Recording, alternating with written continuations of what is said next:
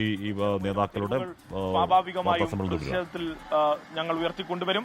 ഇതിന്റെ ഭാഗമായി സൂചിപ്പിക്കാനുള്ളത് വലതുപക്ഷം ഉദ്ദേശിക്കുന്ന, കോൺഗ്രസ് ഉദ്ദേശിക്കുന്ന തെറ്റായ രാഷ്ട്രീയം, ആ തെറ്റായ രാഷ്ട്രീയം ഇന്ന് കേരളത്തിൽ നടപ്പാക്കാൻ ശ്രമിക്കുകയാണ്. അക്രമം അടിച്ചുവിടാൻ ശ്രമിക്കുകയാണ്. ആ അക്രമം അടിച്ചുവിട്ടും ആക്ഷേപം ചൊരിയുകയാണ്.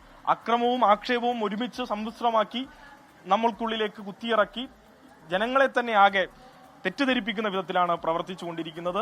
ഈ ഹീനകൃത്യങ്ങളിൽ നിന്ന് കോൺഗ്രസും യൂത്ത് കോൺഗ്രസും KSUവും ഒക്കെ പിൻവാങ്ങി പോകണം എന്നുള്ളതാണ് പറയാനുള്ളെങ്കിൽ, അല്ലാത്ത പക്ഷം ഞങ്ങൾ പ്രതിരോധിക്കാനും അതിനെതിരെ ശക്തമായി മുന്നോട്ട് വരാനും തയ്യാറാകുമെന്നുള്ളതാണ് സൂചിപ്പിക്കാനുള്ളത്. ജനാധിപത്യപരമായി ഏതൊരു സംഘടനക്കും സമരം ചെയ്യാം.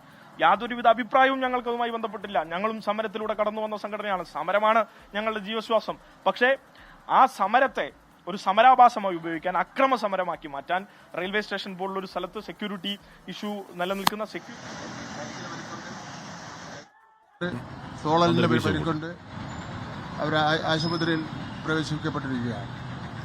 കേരളത്തിൽ മുമ്പാണെങ്കിൽ ചില സമരങ്ങൾ നടത്തിയ അവസരത്തിൽ പോലീസ് വെടിവയ്പ് നടത്തിയിട്ടുണ്ട്.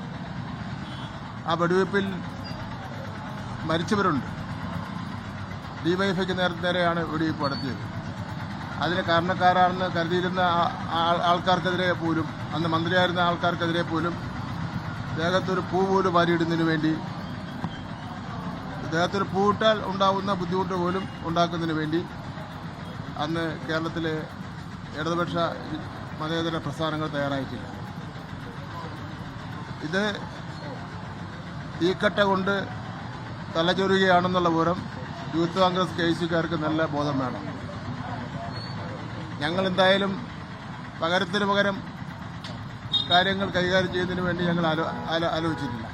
പക്ഷേ ഇത് ഏറ്റവും പ്രതിഷേധാർഹമാണ്.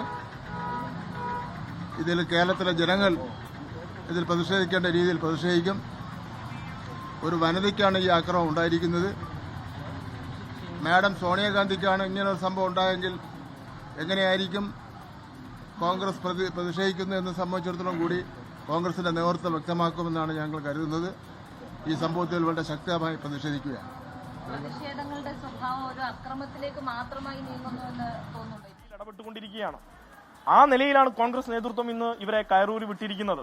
അത് ഞാൻ നേരത്തെ പറഞ്ഞതുപോലെ ഈ വൈകാരിക തലം സൃഷ്ടിച്ചെടുത്ത് അവർക്കുള്ളിൽ തന്നെ ഒരു തെറ്റായ സന്ദേശമുണ്ടാക്കി കേരളത്തിൽ അക്രമം അഴിച്ചുവിടാനാണ്.